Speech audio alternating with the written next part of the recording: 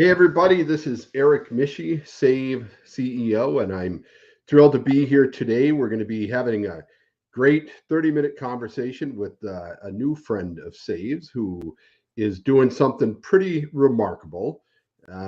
He's going to be running the Golden Gate Half Marathon, but he's not going to run it any old way. He's got some other things that he's doing with it. And so he's also doing it as a fundraiser for Save. He has a GoFundMe page. And if you want to learn more about that, we've got the QR code right here on our screen. So feel free to scan that.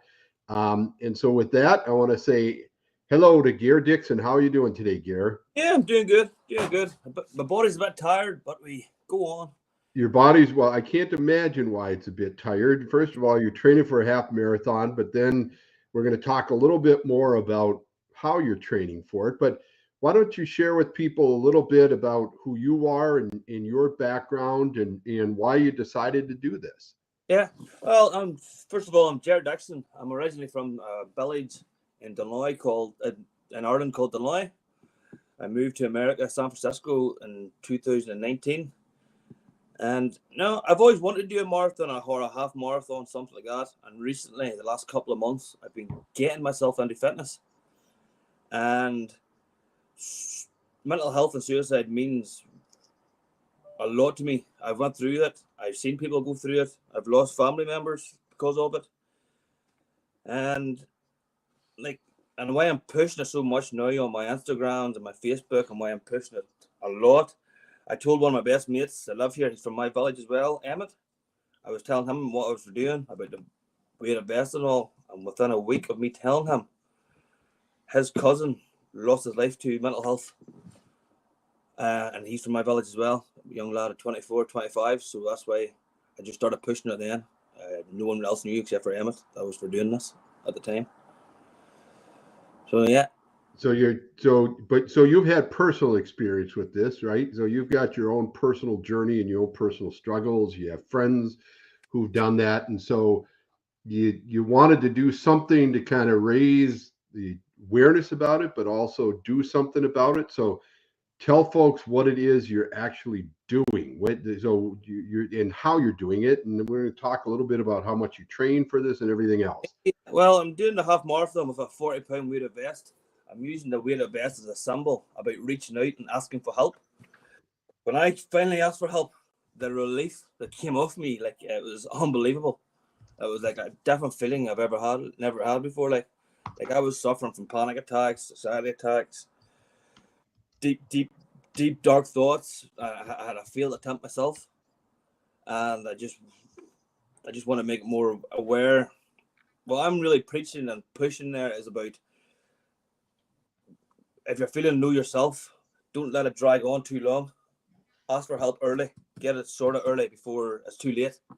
I was nearly too late for me, but thankfully I was a failed attempt. Yes.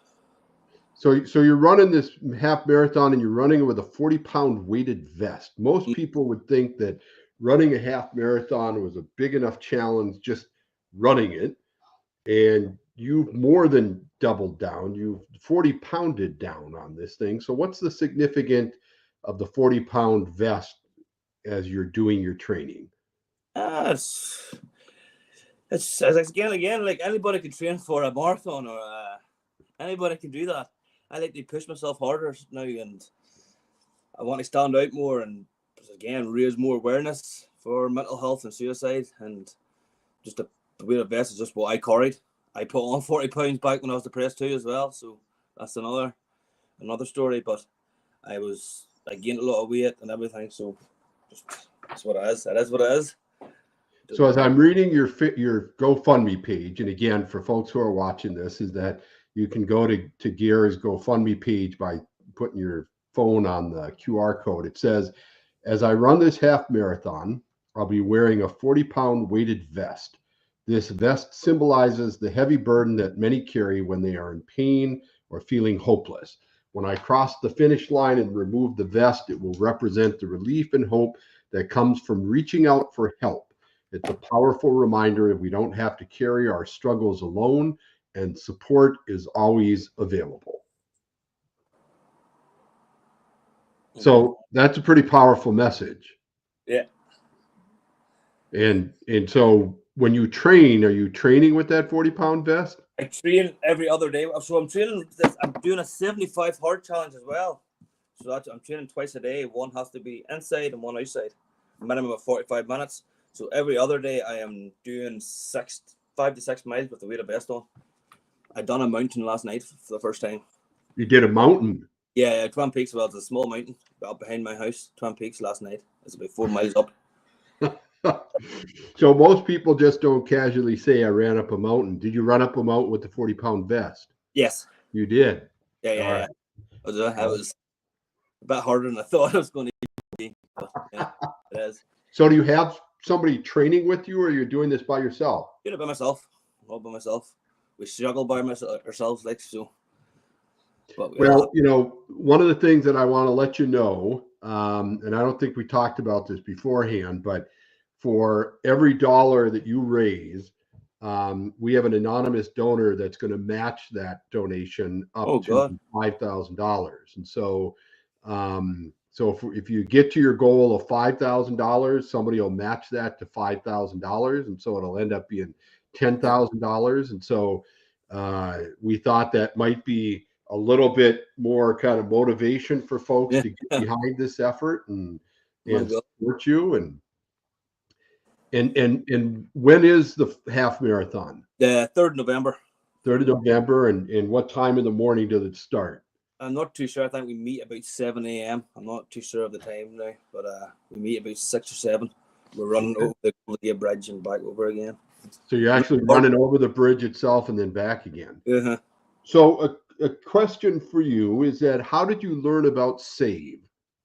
I'll tell you what it was. Like I know a lot of charities to do with mental health and all, but one thing about this was I was on YouTube and it was a video of yours and there's only about maybe 20 views on it, 30 views, but it's about mental health and construction.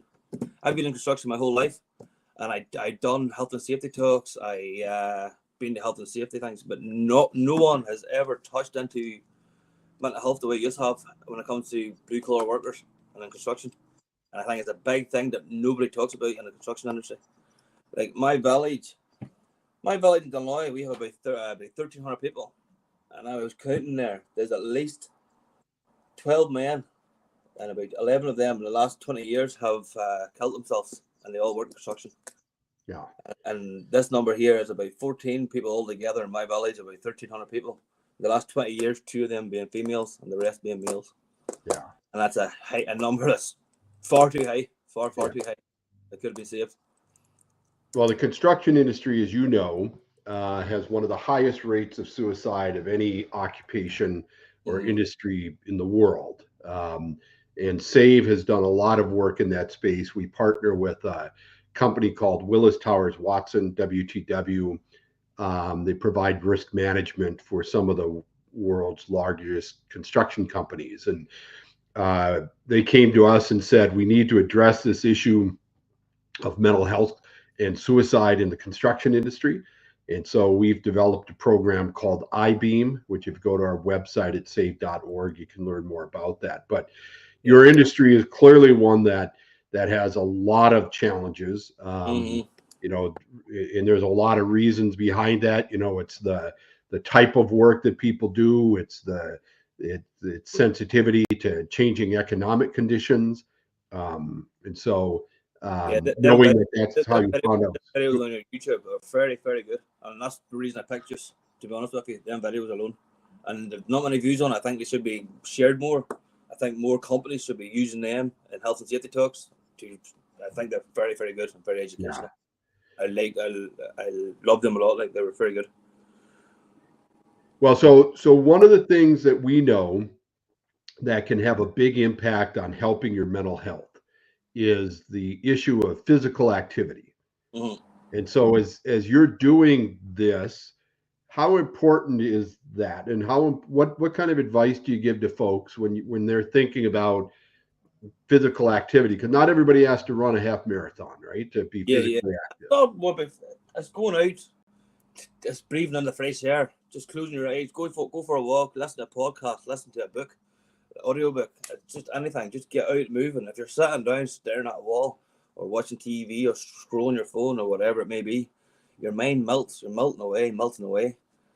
And just get out, look about, look at the scenery, just Well, and that's important advice. Not everybody, we tell folks that just a simple act of even getting up out of your chair, right, yeah. and walking across the room, getting outside and sitting, just being in nature. There is clear evidence that the more you get outside, the more you're out in the air, the more you're out there seeing trees and things like that, what a beneficial impact that can have on your mental health and your perspective. Yeah. And so you've got until November 3rd, right? Mm-hmm. And how much more training do you have to kind of focus on between now and then? Have you gotten to half marathon miles or Not yet. I plan not to do 13 miles until that day. You're not going to do it until that day. Yeah. So how many miles are you going to go up to until you? Well, I've run 8 miles, 8.5 miles without the vest. I haven't done 8.5 miles with the vest. I'm waiting until that day to go over 10 miles just to break the mental barrier when I'm on it. No point of getting to that stage there. I'll wait till Sunday. How is, from your perspective, kind of how has this helped so far in your own mental health journey? Because not really helped. Like that's challenge.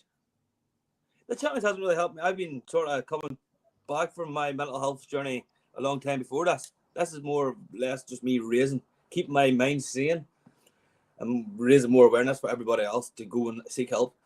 I see a lot of things. Yesterday was Mental Health Day, and I've seen a lot of people sharing. They're talking about ring that friend to check in on that friend. I think that's bullshit. Sorry for my language here.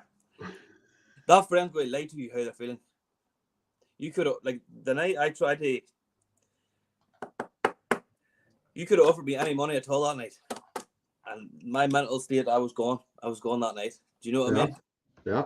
It has to be you to go out and reach out for help yourself before it gets to that stage. You might think you'll get over it. You might think, oh, I'm big enough, whatever's wrong with me now, I'll get over it tomorrow. But that will drag on and drag on and drag on until you're sitting in your room by yourself and ready to do it. And yeah. Maybe I'm like, no. Well, I will tell you that your willingness to do this to help raise awareness about the issue and is inspiring to other people. I went on your fundraising page and your goal is to raise $5,000.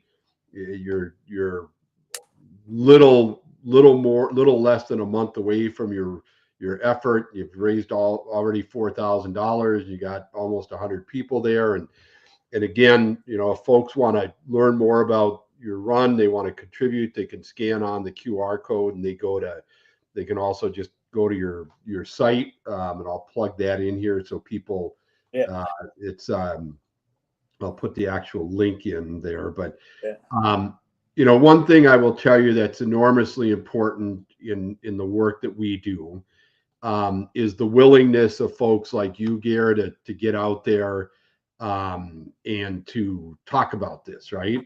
To be willing to share your own personal story. You had showed me right before we started, you had a little book there, right? Yeah. Well, I have a couple. See, my trouble started in 2022. Like my down spiral, we'll call it. I had a toothache, and American dentist is expensive if you're doing insurance. And so I started a thing, laughing gas. I don't know if you ever heard of it. Nature oxide. I started taking that to take away the pain. And before I knew I was addicted to that, I was taking it every single second of every day, spent every penny I had. But on top of that was the August I got my tooth fixed. But then in September, I found a lump on my testicle. And I went to this clinic, and the doctor started telling me it was cancer without even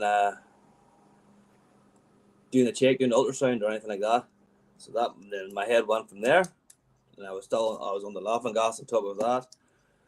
And then my first panic attack I thought I was having a stroke. I didn't believe in panic attacks. To be honest with you, I didn't believe. I thought it was all bullshit. I thought it was for soft people, and I thought it was just a way to get out of things. But I was at my friend's Wayne's, his daughter's christening, and before it, I was talking to one of his wife's friends, and I felt myself starting very, very. I was like, "That's strange. What's wrong with me?" And then in the chapel, I felt inside shaking, like beating inside. And I was standing by myself. I was looking around, and like I knew all about strokes and all. And I went into the bathroom and looked at myself in the mirror to smile, to make sure I thought I was having a stroke, to make sure my face wasn't dripping down. And from that day, I had at least 5 to 6 panic attacks a day.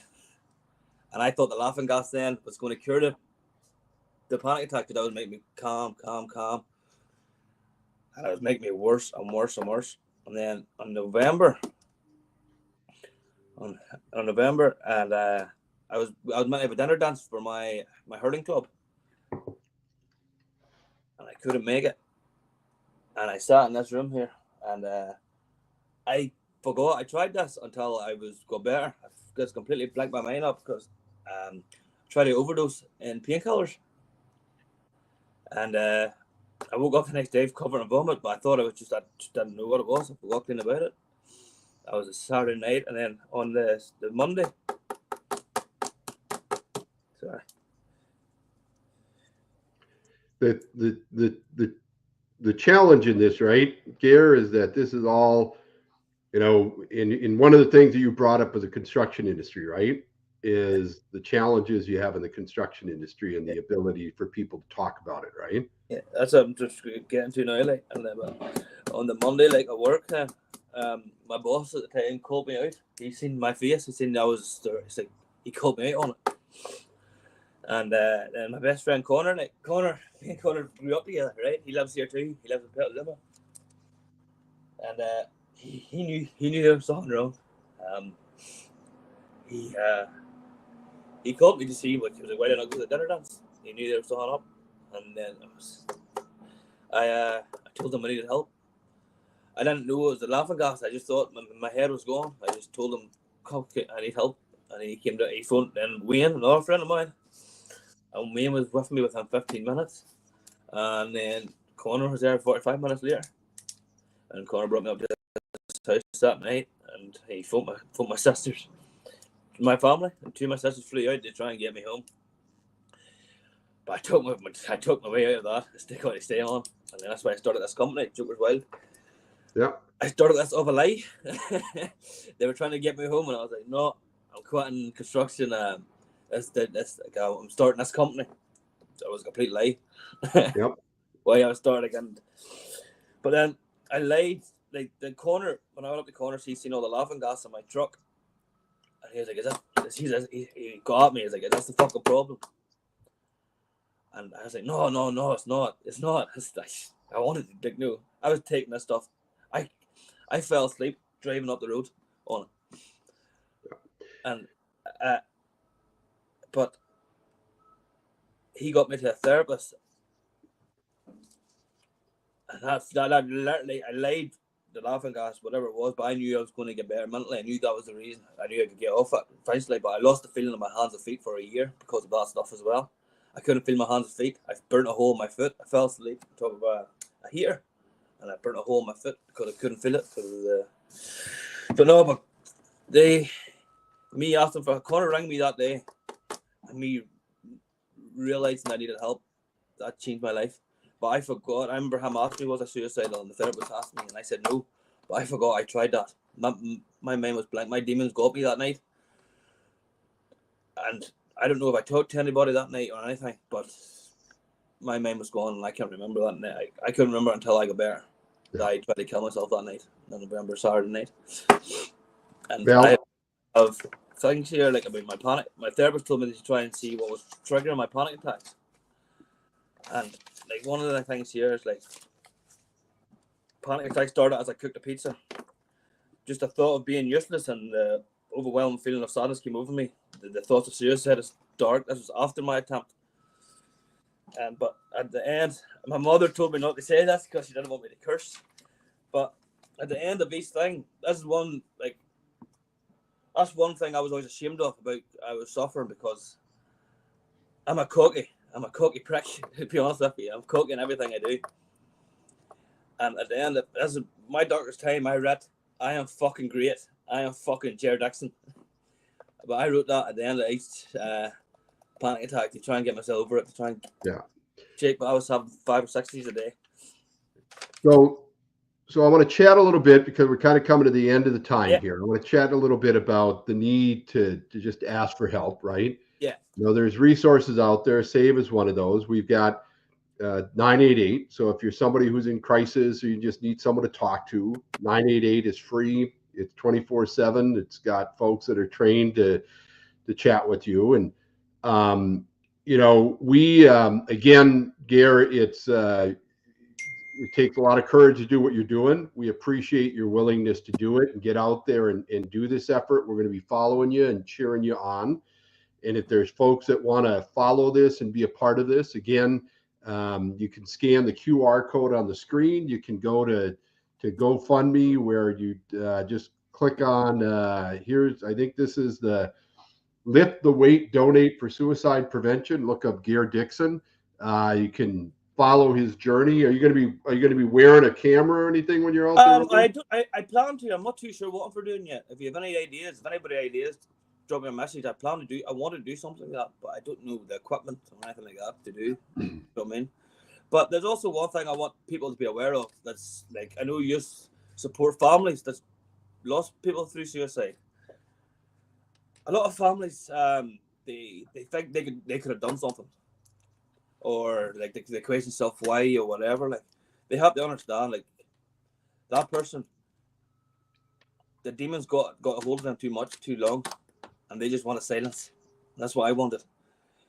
My family is very good to me, very, very good to me. I knew I could speak to them about anything, but I kept that to myself for far, far, far too long. What I was going through, and they could have rang me that night and asked me was I okay, and I would have lied to them. You have to be well on yourself to ask out. No family can do anything else for their loved ones. They knew. I knew my family loved me, but that wasn't enough for me. Nothing was enough for me that night. I just wanted silence in my head. So here's what we do know. Here's what we do know is that if you know someone who is in crises and you know somebody who needs help, the way you can help them the most is to make sure that they call or text 988. Their suicide is preventable. We believe that. We know that we can prevent it. We know that we can make a difference. And part of the way we can make a difference is asking people how they're doing, asking them if they need help. And if you don't know exactly what to do to help somebody who may be in crises, you can call 988 and say, I've got a friend, I got a family member who is struggling. What is some advice you'd give me? Are there some resources next to them? And then we also always got to remember that the other piece of this is if somebody is in immediate crises, right, call 911.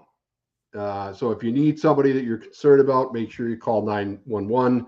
But again, 988 is out there. Gare, I'm a big fan of yours. I'm proud to have you out there doing what you're doing, and thank you for supporting the work that you're doing on support of SAVE. Again, everybody who's donating to your cause, that is going to get matched dollar for dollar up to $5,000. That's unbelievable.